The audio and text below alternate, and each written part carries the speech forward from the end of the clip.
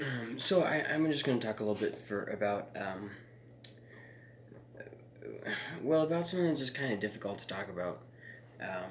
There's really no easy way. I mean, if you're talking to somebody who's dealing with it, there's really no easy way to talk to them. And if you're dealing with it, there's really no easy way to. It's just one of those complicated things, um, and that's suicide.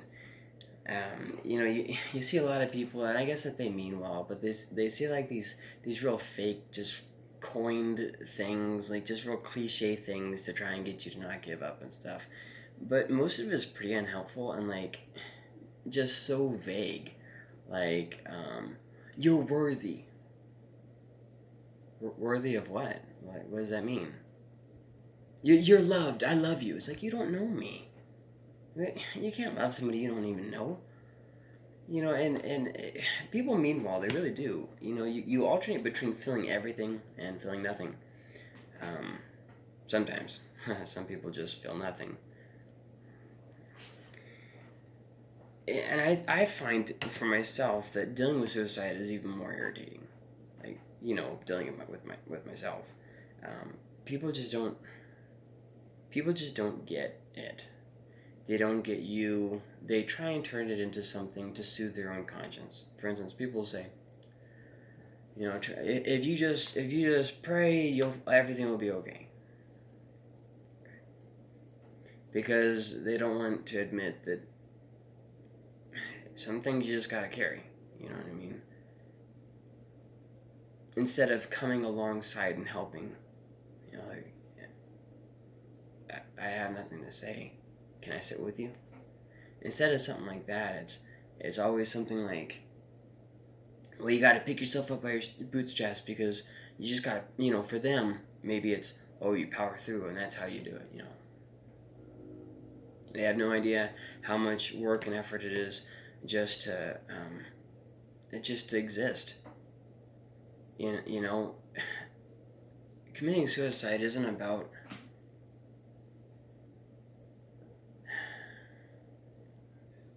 It's not about being too weak.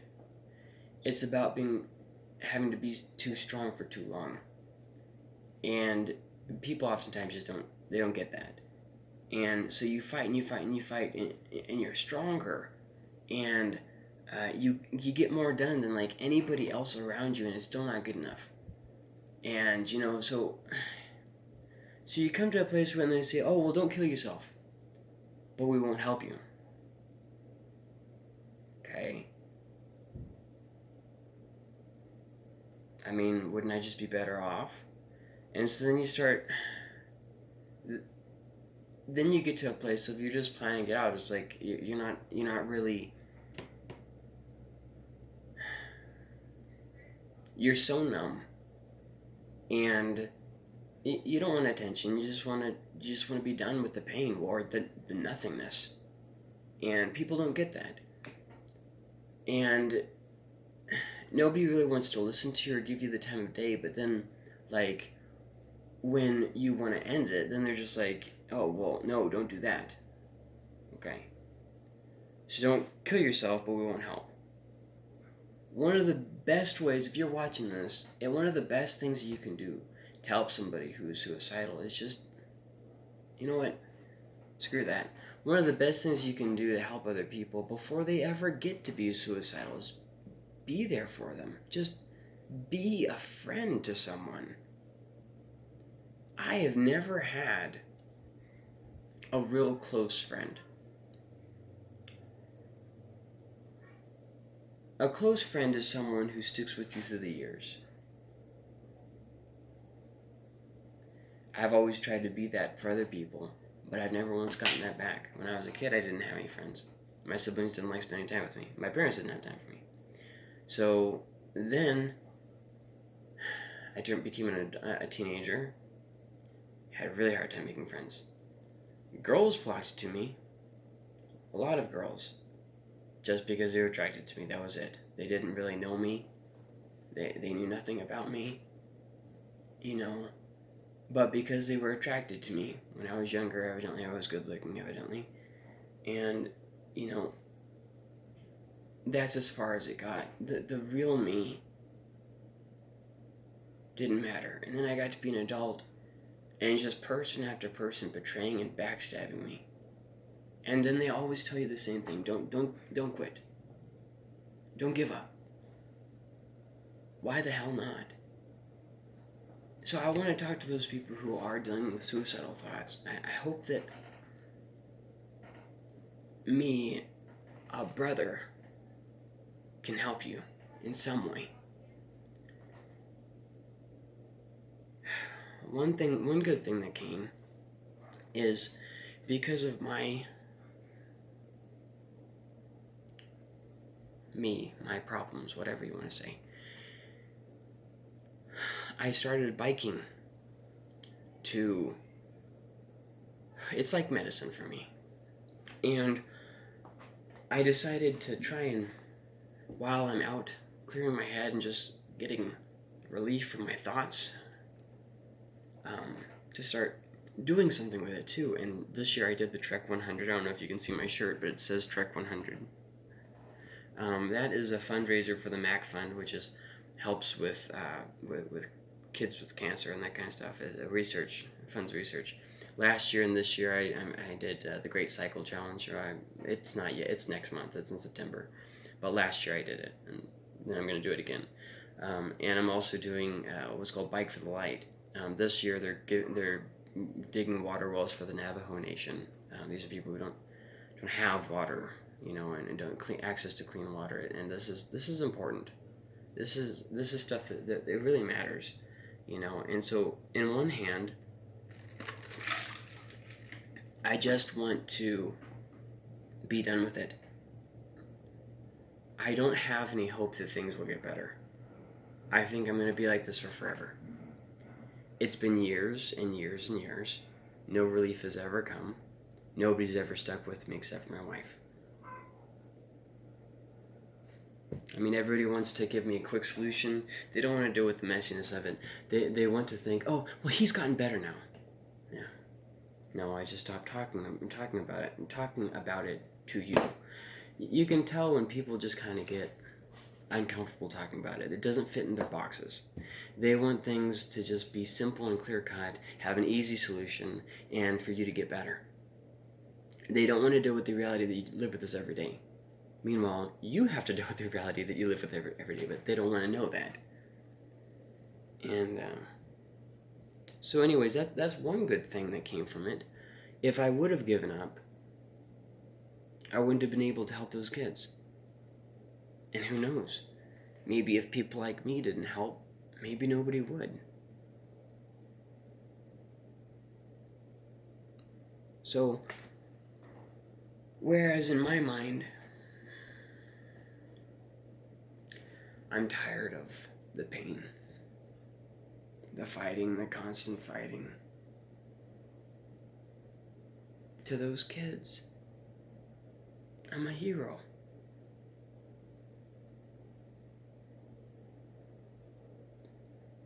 Years ago, I went to Mexico.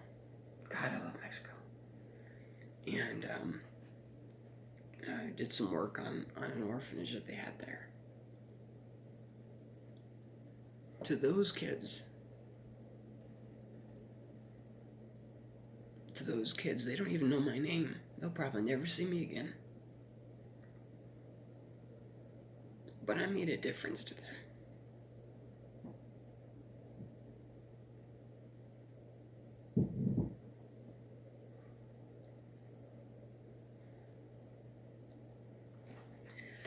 When you have suicidal thoughts, you have to deal with these things every single day.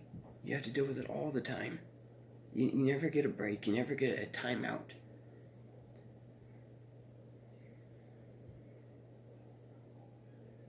And so what people do is they'll heap crap on you. You need to do more. You need to work harder. You need to stay focused.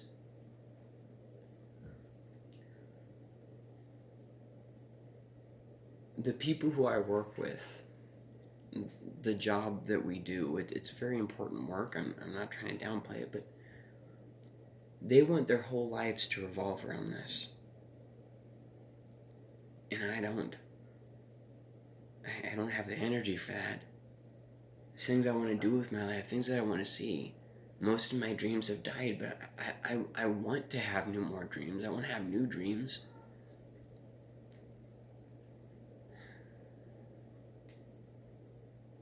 And part of the thing I think that irritates me is that my life is lived completely for other people.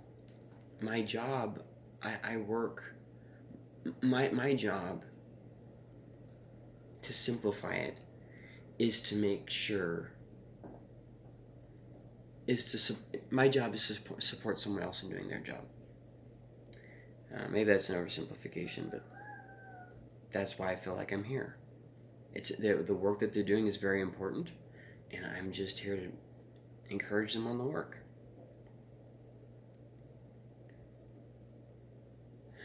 The only reason why I didn't commit suicide this last year is because my wife asked me not to.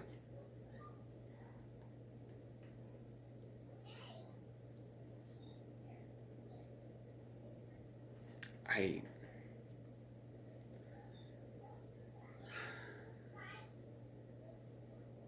hate where I am in life. And I think that that's one of the things that makes it harder, because if I try and go somewhere else, I'm going to catch up with myself. But if I stay here, I keep getting overburdened. And it's just a hard thing to have to deal with. Anyways, so, your life oftentimes just is about other people. And that's not a bad thing. If I did commit suicide, I realize that most wouldn't care after a couple of days, if that. There'd be the people, my mom and dad would probably be I don't know if they'd ever recover. My wife would probably not recover. In fact, I think that if I ever did something, she probably would too. And that's one of the things that makes it seem less appealing. It would leave nothing but destruction behind me. And I think that sometimes, in the midst of us not feeling and thinking like normal people, like we're supposed to feel and think, I think sometimes we forget to overlook the simplest of things. Oh, well, nobody would care if I was gone. Really? If so, maybe that's your problem. Maybe you just blocked yourself up to the world too much. It's good to be able to come home from work and to relax with a book. But if genuinely nobody in the world would miss you being gone, and you're not just telling yourself that because you're suicidal, the problem that you feel, the reason why you feel like this might be you.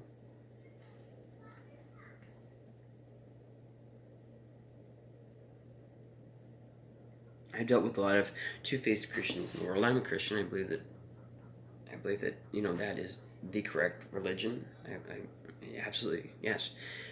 But I've met a lot of two-faced Christians. In fact, I dealt with a lot of two-faced Christians. I would even say I've dealt with more fake Christians than real Christians. And one of the things that these two-faced people do is they stir up all kinds of problems. But then, like, if I were to kill myself for a day or two, they'd be, oh no, that's terrible. And then they go back to gossiping and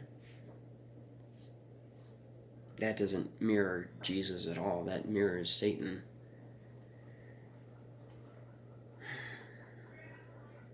So that, we'll talk about you, we'll not help you, we'll be rude to you, but keep giving.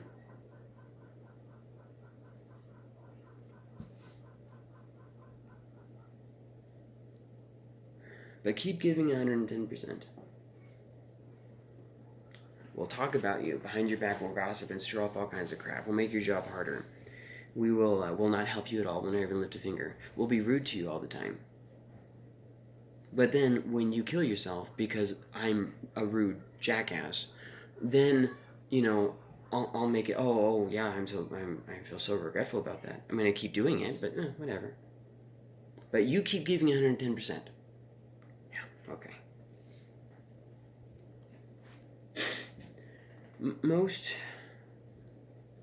Most of the people in my life who complain the most and say that I should do the most are people who only give about 5% effort on anything. They just sit around and complain about stuff all the time. And see, that's the thing is, you can't let these people just consume your thoughts and consume your life. Some people, they just don't want to change, and I mean that's their choice. But you don't have to live your life in anticipation that hopefully they might change. Don't give up on people.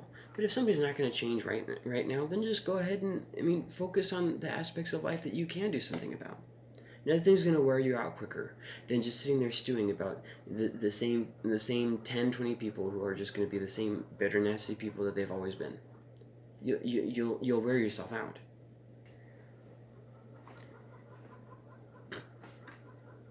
People always tell you, though, you won't always feel like this. Maybe. So let me give you hopefully some pointers. I hope that this helps you to not do something, that you can't take back. First off, don't push yourself so hard. You don't have to live for everybody else. You don't have to impress everybody else. Don't push yourself so hard. I've heard it said oftentimes, if you lost your job, if you died or whatever, your employer, they wouldn't care. They would replace you. You're not like, irreplaceable at work. Don't make your life all about the pursuit of something that's not going to satisfy you.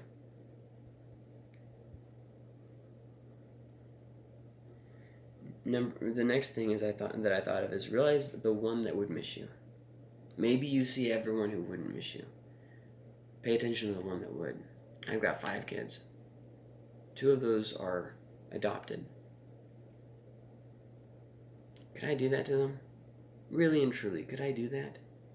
Could I take an orphan who's already been abandoned and then abandon them again? Could I give my children that weight to have to carry for the rest of their lives? So what we do is, it wouldn't really affect them. Don't lie to yourself. It would affect them. Now, this is even harder because the Christians that I grew up around, they had 2 simple strategies for suicide. Number 1, don't talk about it.